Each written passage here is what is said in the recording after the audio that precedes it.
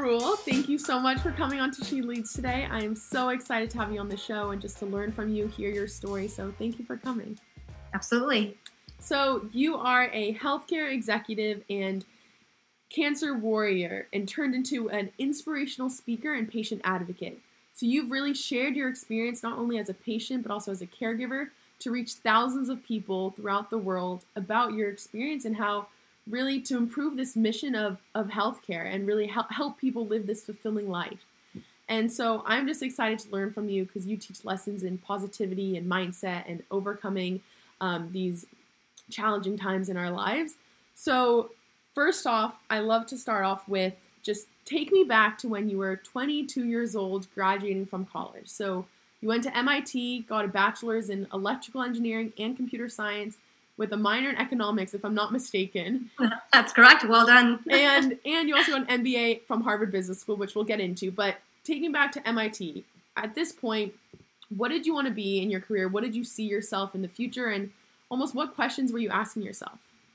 Yeah, so going into MIT and even in my early years at MIT, I actually had somehow come up with this grand vision of being a corporate lawyer for a high-tech company. And I think it was maybe my competitive speech and debate roots in high school that made me think that that would be an aspirational career for me. And that was part of the reason I went to MIT is to get that engineering background for this, high-tech career I was going to be having. And, while I was at MIT and learned more about what corporate law would even entail, realized that that just actually wasn't jiving with my personality and the type of work that I would want to be doing. And it was only at college that I got more exposed to the consulting industries and the finance industries and this whole world of business. And, I had always known I wanted to get a graduate degree. And it was at MIT that my decision to take the LSAT actually switched into my decision to take the GMAT and go down the route of consulting. And after a few summer internships on Wall Street during the summers, felt that management consulting would actually be the best fit for me because of the client services nature and my extroverted personality, getting to work with lots of teams and solve problems, while also being a stepping stone and hopefully opening the door to a number of other business opportunities that could open up down the road. Yeah, amazing. So you ended up consulting at Bain, and I think it was at this time where you went to Harvard as well. So at this stage, walk me a little bit through your career trajectory. And I know you asked yourself when we were talking prior, you asked yourself almost, how am I optimized? What am I optimizing for at this stage of my life? And I think that's such a valuable tool for someone, especially my age, kind of going into the real world now. How did you, tell me about that process.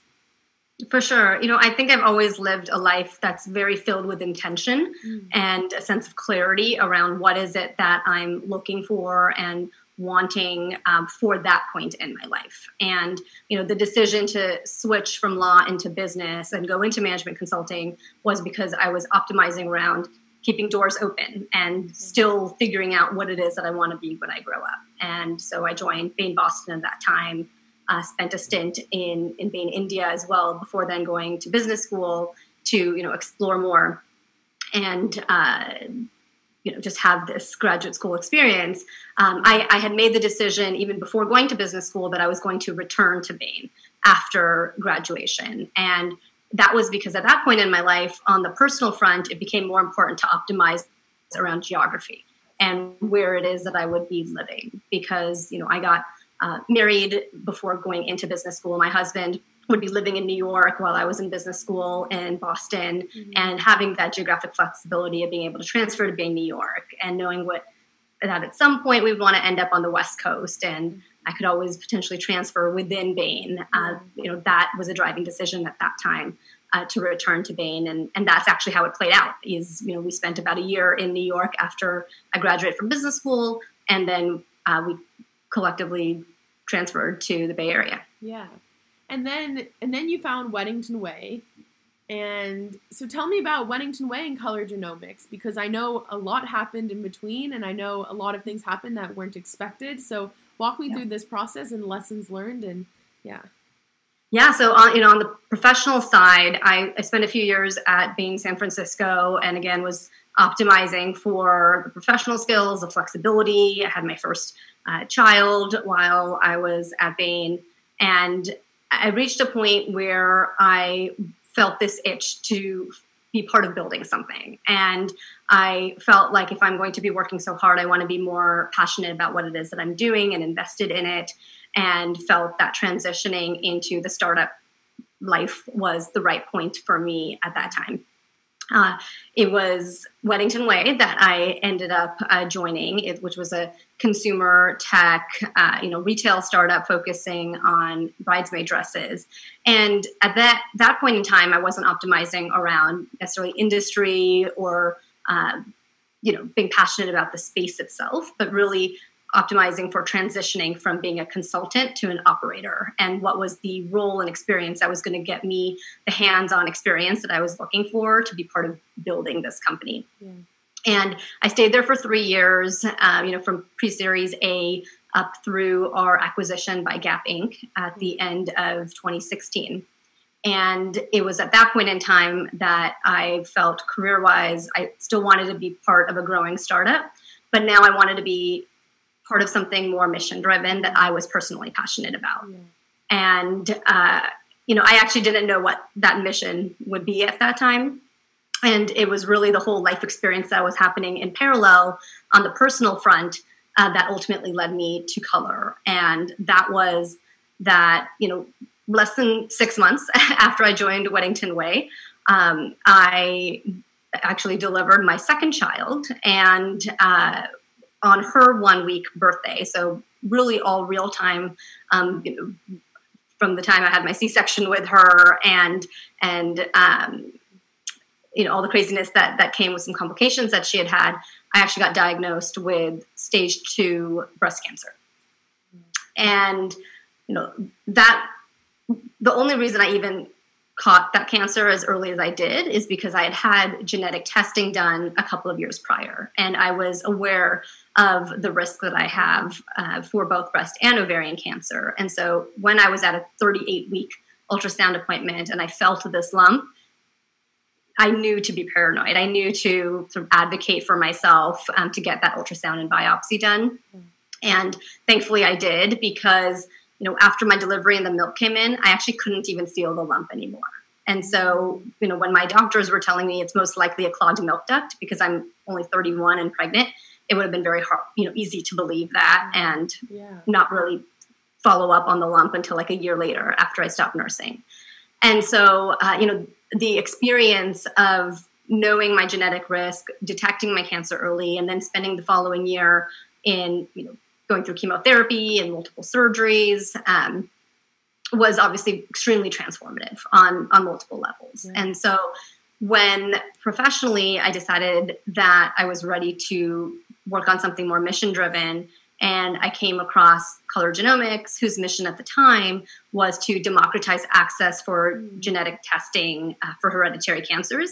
It was like, this mission that had found me. And I knew right away that is actually where I would want to be working and focusing on the professional front. And so, there wasn't necessarily even a role that they were listing that I was like applying to, or I just reached out to the team and shared my personal and professional background, why I love what they're doing, and essentially just kept meeting with people until we found a fit for a role that would be a need that they have, and skills that I could bring to the forefront for it. Yeah, such an inspiring and incredible story. Just that alone, and there's many ways I can take it, but one way specifically, when you found that out and you recently had your second daughter, recently had your second daughter, and at this point, how did you stay mentally strong? Like, how did you stay not only mentally strong, but the ability to be like, okay, now this has actually taught me what my mission is, or like what my next company that I want to work at, and like what drove you to be like, okay, now this is where I'm going to go. I'm going to get a job and all that. Cause I feel like that is not like a natural instinct to do. So yeah, what made you do that? Yeah, no, absolutely. And I would say that there was a period of time that was involved for this realization, and a series of events, honestly, that needed to occur for that realization. So, when I got diagnosed, I was technically on maternity leave. So, I was fortunate to have my parents staying with me and having the support of my husband and parents in terms of that journey, and was really able to focus on my treatment and my recovery. And during that time, I also began logging my cancer diagnosis and treatment real time. It was called New Job, New Baby, New Cancer, because it was this combination of events that was happening at one time. But that was my first experience, I guess you could say, of being such an open book and really starting to share my story and my journey, with anyone who would come across it. And it was really important to me for that to be educational and inspiring. And I think finding that purpose within my broader challenge of wanting to be able to use my experience to inspire others really helped shape my own perspective as I went through that experience, because I wanted to stay positive and I wanted, to be transparent. And there were definitely lots of tears along the way and heartache and hardship. But also amazingly positive experiences that happened during that time. And I wanted to share all of that. Wow, yeah. And, I did go back to Weddington Way 6 months after my diagnosis, before all of my surgeries and everything was complete. And I continued to work there for a couple of years before I reached that point where I realized that there was an appropriate transition point. We had just been acquired, and it felt like the right time to make a professional transition. Yeah. And again, I, in hindsight, didn't actually know what my mission was. I wasn't necessarily knowing at that point that this personal experience on the health front is now going to translate into changing my professional life. It was only when I actually came across this company and its mission that I realized that that's the space I want to be working in. And once I had that realization, then it was like immediately clear that I didn't even conduct a search at that point. I just really laser focused on this company and this mission and what opportunities there might be there. But I think having the openness to opportunity, even in times of hardship, and recognizing that opportunities can be created if you have the right perspective and openness to it, is what allowed me to start transforming my own identity in terms of what my professional career path looks like and how it now becomes influenced by the experiences I'm having on the personal front as well. Wow, yeah.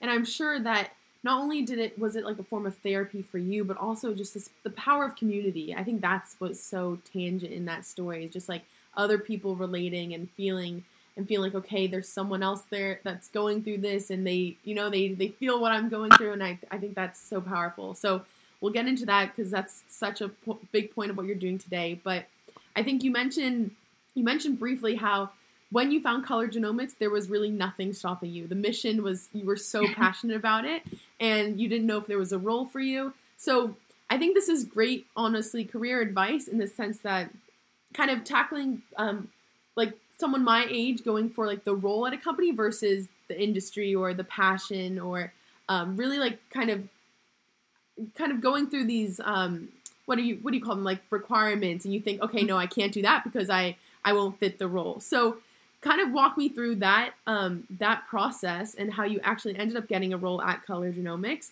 and what lessons you learned that you can really tell someone who's going into the workforce about looking for a job. Sure. So, I would say my learnings actually even began earlier when transitioning from consulting into Weddington Way and the startup space, because I realized as an ex-consultant, I felt like I had a lot of value to add and like skills to use and apply. And yet it wasn't clear to me how to convey that. And depending on the stage of the company that I was looking at, it wasn't necessarily clear to them either, how exactly I would fit in. I wasn't like a coder or a salesperson and falling into these clear silos. And I think an important part of the exploration process was recognizing what stage of company that I'm looking to recruit for. Because if you are looking for one of those super early stages, then, there's just that clear need of coding and sales, etc. And if you're looking for the really big companies, they too tend to have much more clarity around the role, the function, the experience they're looking for.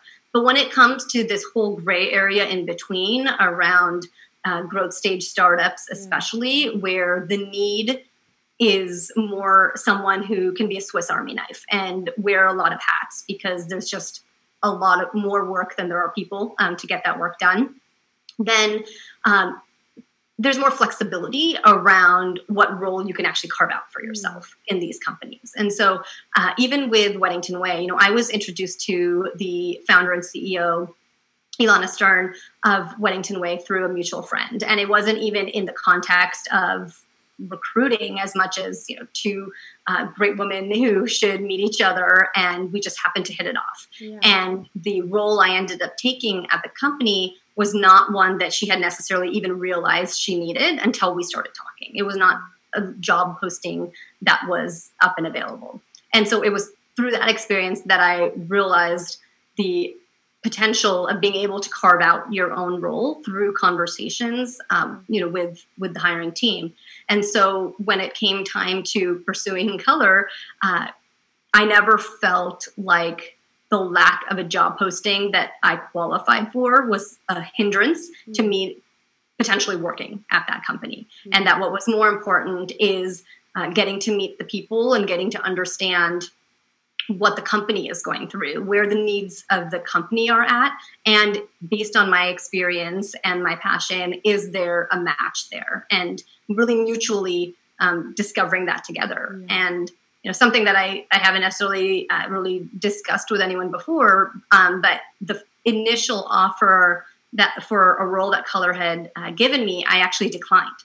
And it was a very difficult decision for me because, I never expected to have a second offer at the company, right? It was like, I felt like, this is my one chance to work at this company. And I was so drawn by the mission of it that it became a very difficult decision to take this offer for a company I want to work at, but instinctively it just didn't feel like the right fit from a role standpoint. And I ended up declining it and communicating that rationale why. And, was lucky to be working with a great team of people who then went on to explore other roles within the company that might be a better fit. And I ended up joining to lead their B2B marketing team.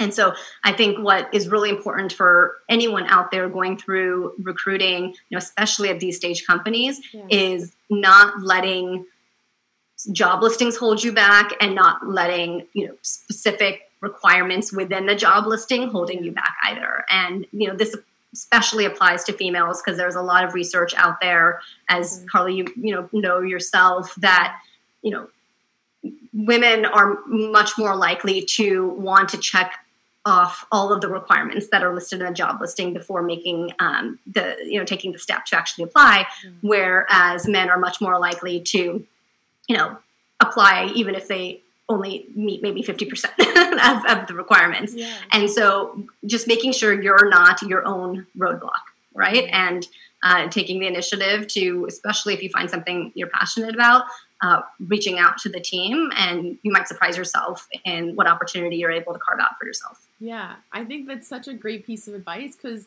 I think also you mentioned how the companies themselves may not even know what role they need, especially at that stage. Like, everything's messy and things are changing so quickly. And I think once they know the type of person you are and establishing, okay, there's such a strong fit from a culture perspective and your passion for the mission. So I think there's definitely ways to really tap into that. So I love that.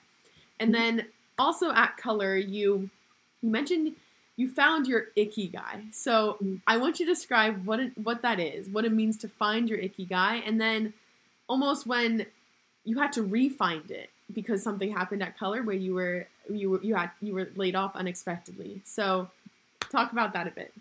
Yeah. So when I joined Color, I didn't know what an Ikigai was. And it was on like my family WhatsApp thread that my dad sent over this image of an Ikigai. And possibly because the image is of a 4-circle Venn diagram that looks like a framework, my management consultant hat was immediately drawn to it, and I'm like, "Ooh, what is this?" And what it was showing is this concept called Ikigai, which is a Japanese concept where the word Ikigai means a reason for being. Okay, they don't have a term for retirement. It's more around what is your purpose and your reason for being, and that intersection of the 4 circles are what you love, what you're good at, what you can be paid for, and what the world needs. Yeah. The intersection of those 4 things is your Ikigai. And I was already working at Color when I saw this Venn diagram and was looking at the 4 quadrants, looking at the intersection, and came to this realization where I felt like, oh, I think I'm doing my Ikigai. Like, I think I'm already there. Like, my work with Color is something that I love doing. The world needs, it's a paid job, and I feel like I'm good at it. And that was an incredibly amazing feeling and realization to have, that, there is this thing called Ikigai that feels so important to achieve, and that I was in a role that had it. And I think partly because I had felt like I had found my Ikigai, that when I unexpectedly was then laid off, just due to a strategic pivot at the company, it was especially blindsiding and especially hard, right? Because it's obviously hard anytime when you're going through a layoff. And I've been on both sides of the table, having to lay people off and now being laid off, that I really empathize with everyone involved in the decision making and going through that experience. Yeah. That it felt like this extra layer of uncertainty and grief, you could say, when I felt like I had lost my Ikigai, because at that point in time, it also felt like it's something you only really get once, right? It's like you find your Ikigai, you got to hold on to it, right? And so to lose that really raises the question of, like, where do you go from here? Like, what can you possibly do next? Because the idea of then just going and working at another company that I'm, being paid for and could be good at, and Ikigai would define as your profession, not as your Ikigai, just felt insufficiently rewarding. And so it was definitely a roller coaster of emotions that I went through. And, I do, like you had referenced earlier, I do a lot of talks now, inspirational talks, and part of them focus on the importance of resilience and how to build personal resilience. Yeah. And, some of what I speak about is how the roller coaster of emotions and stages of emotion that I went through following my career curveball, being laid off, were actually very similar to the roller coaster of emotions and stages of grief that I went through following my diagnosis. And it was going through those earlier stages that are, more of like shock and disbelief. But ultimately you start facing the stages of acceptance. And those involve, really recognizing the reality of the situation, but knowing that you're also going to be okay, or like believing that you're going to be okay. And it was when I was in those stages of acceptance that I started to reflect on what it is that I most loved about my work at Color, and what does that then mean for, what should come next. And it was this opportunity to create time and space for myself to, really redefine a sense of identity in terms of what being a working parent means to me, and what balance I want to be able to have in that role, at home and in career.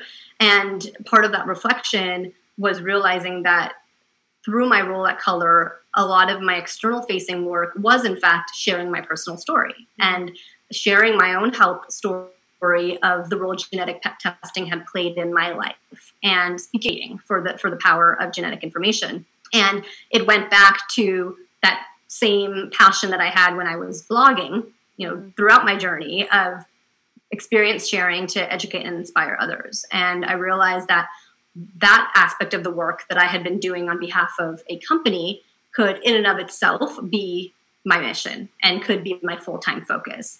And it was through that evolution that I realized you don't have just one Ikigai. at different points in life, you may have different ikigais, and sometimes you actually have to create them for yourself. And it was through this evolution, it was that I decided to start Silver Linings and be a full-time inspirational speaker and really, create this next stage of Ikigai for myself. Incredible. I love that so much. So, okay, so you mentioned how you really talk about the power of resiliency and just almost building a muscle to be more resilient and the power of positivity. So I want to know, what advice do you have? Because in the moment, when you're in a dark time or a dark place, and in the moment, it's really hard to see the light at the end of the tunnel. It's really hard to really get out of that and be like, it will pass, it will get better. And so what advice do you have for those who are going through that moment? And it's really interesting. I was talking to another guest on the show, and oftentimes we view our hardest moments as our greatest moments in a weird way, but they could be the same moment because you learn your greatest lesson from it. But at the time, you don't see that lesson. And I've definitely experienced that with things at Stanford and everything. So how do you almost teach people to be like, okay, yes, it's really much easier to reflect on it, but how can you go through it in the moment, if that makes sense? Yeah. So I think the first thing I would like to say is just to recognize that those emotions of uncertainty or fear or distress are perfectly normal and okay to feel. And someone isn't not resilient because they feel those feelings. Right. It's the process of feeling those feelings that set the foundation for someone to then build their resilience. Yeah. So when I was talking about the stages of, grief and the emotional roller coaster that I had following my, both health and career curveballs, those early stages are of shock, denial, frustration, and then even depression, right? Like as the reality sets in and the hardship of the change that's occurring really sets in. Yeah. And those stages of emotions, I think, are necessary to then be able to move forward. And someone has to be able to acknowledge that they're feeling those emotions and process them appropriately to then be able to actually move forward into those embracing the change and figuring out this new normal for themselves. Yeah. And the role I think resilience plays in this is shortening the amount of time it takes to go through those earlier stages, and expediting the amount of, expediting the speed to which you start being able to embrace and respond more positively to this change. And, even you mentioned earlier referencing resilience as a muscle, and that's something I talk about a lot. And what's important to remember is that just like building any muscle, resilience is a muscle that takes time and intention to build. And so, whether it's the small daily challenges that we face or these bigger life curveballs that we don't expect, working towards strengthening that muscle is cumulative. It's cumulative in nature, and it is going to, help you face future challenges better. Now, how to actually do that? How to actually build your resilience so that you can process things faster and get to that acceptance stage faster. I think there's multiple steps to that. And when I present about resilience in speaking engagements and whatnot, there's 5 steps that I speak to that are meant to be actionable in nature. The first is being able to balance realism with optimism. So recognizing that you're in a difficult situation and there might be some tough times ahead, but also really holding on to the belief that ultimately you will be fine. And there's a difference in being an optimist and thinking that everything's going to be okay, by the end of the month or by the end of the year, because that might not be true, right? You don't necessarily know what that timeline will be, but believing that you will ultimately prevail and that you ultimately will be okay, and maybe even stronger because of it, is a very important belief to have throughout your hardship. Some of the others focus around staying socially connected and allowing others to help you. Oftentimes we turn inward and isolate ourselves when we're going through a challenge. Going through something like a layoff, there's ego and pride involved in that, and maybe not wanting to share that with others, but recognizing the emotional and mental benefits of having people to rely on that you can find comfort with, and have them be a sounding board to help you through those hard times. There's what I call finding sources of energy, especially in times like now, when as a society, we're staying at home much more than we are accustomed to, working from home, and our professional and personal lives are becoming more intertwined as a result than ever before.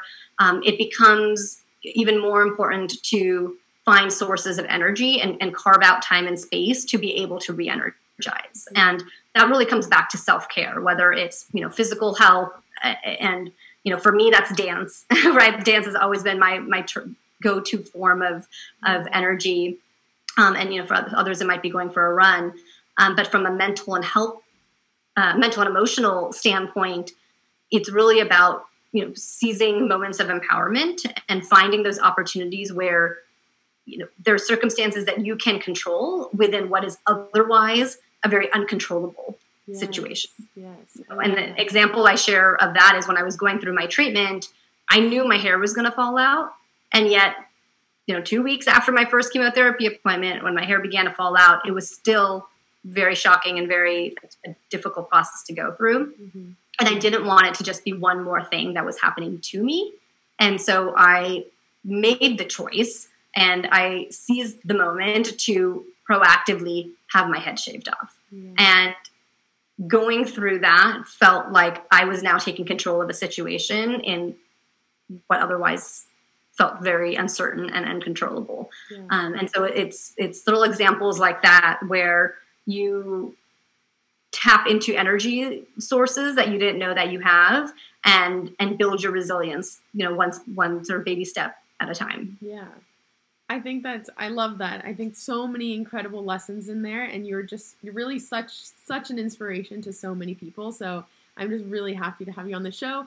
And even the point about realism versus optimism, and really like combining those two. Oftentimes you hear them completely exclusive, and you can't be an optimist if I'm a realist, but it's not true. And like, you can actually integrate them. And I think that's definitely important. And the community aspect, finding people. Also, I think just even finding people who bring positivity and are not ones to bring you down. And I think that's really important too. So tell me, before we go to the fun questions, first, tell me a little bit about your health now, like your health stage now, and completely going through that journey, just like a reflection right now when you think about your whole experience and where you are today.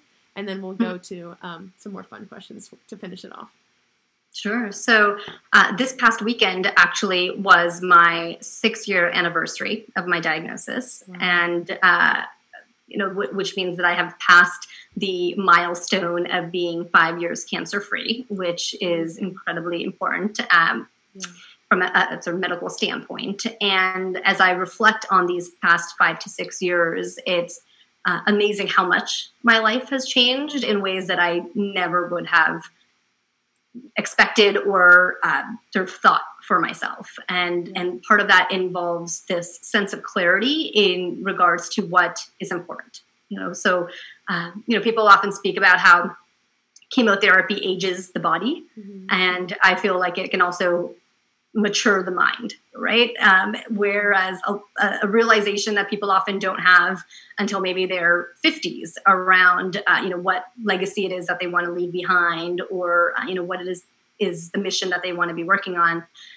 I feel like I've had this opportunity given to me to be able to focus on that in my 30s and, starting in my 30s. And so for me now, health and life is much more around purpose, and it's not about looking for a job or looking for a career, but it's living a purpose. And, I'm actually extremely thankful for the health journey that I did have, because there have been so many silver linings along the way that are 1 hour, podcast interviews in and of themselves. But my life is for the better, based on how these past 5 to 6 years have evolved, and I can only be thankful for it. Yeah, definitely. And I think you're the epitome of just showing how strong the mind is and how we can really choose with a life that we want to live, and it's up to us. So I think that's so beautiful and incredible.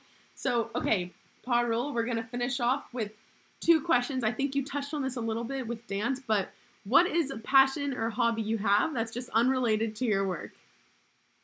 Oh, yes. So that would definitely have to be dance. Okay. I started training in Indian classical dance when I was like 3-4 years old. Wow.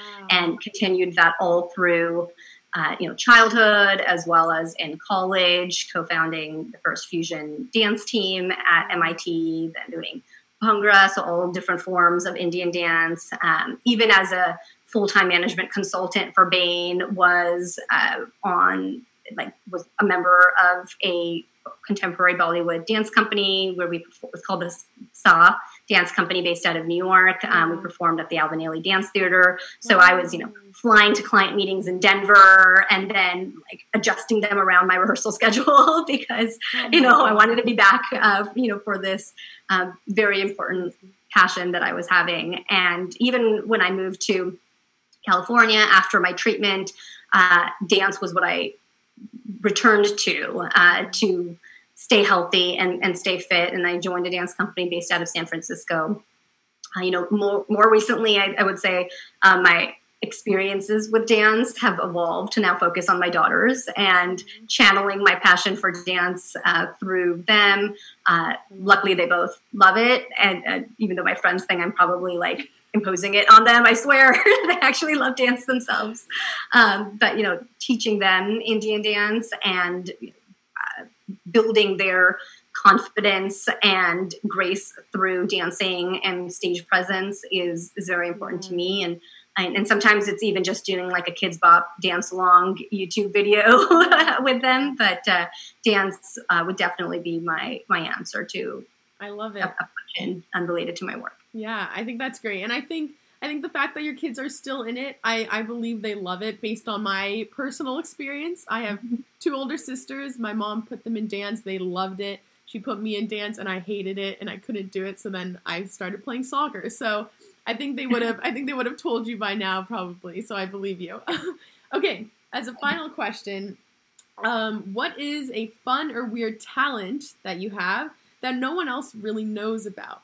So I'm going to go first. So mine is blueberry throwing, and I do it at the end of every episode. All right. Okay. Here's a blueberry. Okay. Okay. Let's see how this goes. Okay. There we go. Ooh, success. Well done. Thank you. So I don't think this is a skill that I can necessarily demonstrate on our interview here, but something that my family knows about, but oftentimes people who know me professionally or otherwise don't necessarily know, is I'm very just like handy when it comes to random repair work around the house. And so I've fixed like an electric garage opener. I've installed our own like garbage disposal in our sink, and amazing. It like bothers me if I actually have to call a repair person to come in because my preference is to be able to do it myself. And I've even like swapped out all of the lighting sconces in our home and installed them myself. And so it's just this like random kind of hands-on handy woman sort of skill set. I love it. I think I'm sure that comes very useful. So I think that's great. Absolutely. Yeah. Well, thank you so much. I've learned so much. I'm going to search for my Ikigai in my next chapter. And just, you taught so many lessons, and I'm really, really so honored that you came on the show. So thank you so much. Thank you. Can I leave you with one final thought? Of course. That is that there's, when people talk about silver linings, they're often focused on finding their silver lining and looking for that silver lining. And even as we're going through quarantine and shelter in place, and people have been referring to silver linings, it's been more like nature reclaiming itself and examples of what I would call positive side effects of the experience. what I want to encourage people to do is not just look for their silver linings, but actually go out and create them. And when I think about the experiences that have happened over the past 5 or 6 years following what were, initially very dark clouds, it wasn't like those dark clouds happened and then 5 years later, like silver linings suddenly emerged. Yeah. It took intention and a willingness to actually seek opportunities within hardships that then led to the creation of those silver linings. Amazing. And so I challenge anyone that's going through a hard time that when you are to actually step back, reflect on what good might ultimately be able to come out of this experience and go and create your own silver linings. I love it. I think that's great. So great. Okay. Well, I think that's a great thing to leave off on. And I think it's so personable and tangible for what we're going through right now. So I think that's really important. So I appreciate that.